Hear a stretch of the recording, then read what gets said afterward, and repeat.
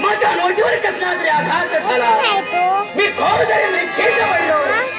मी वृक्षेचं बनलो असता पाहून माझे पिताची वायुदेव आले, सारे देव आले, मला जिवंत केलं.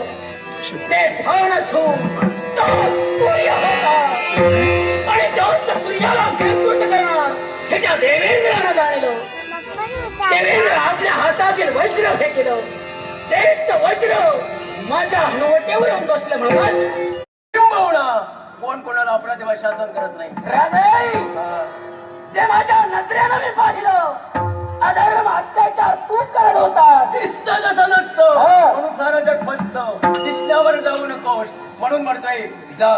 एका क्षणार्धात आपण निघून तुम्ही जावा. जाईल पण केव्हा? या अधर्माला पायबंद खाली त्याच क्षणी कुणाच्या मागे जाईल. जीवनात संधी देतोय तुझ्या जीविताचं रक्षण करून कर्तव्याचं प्रदान करायचं आहे.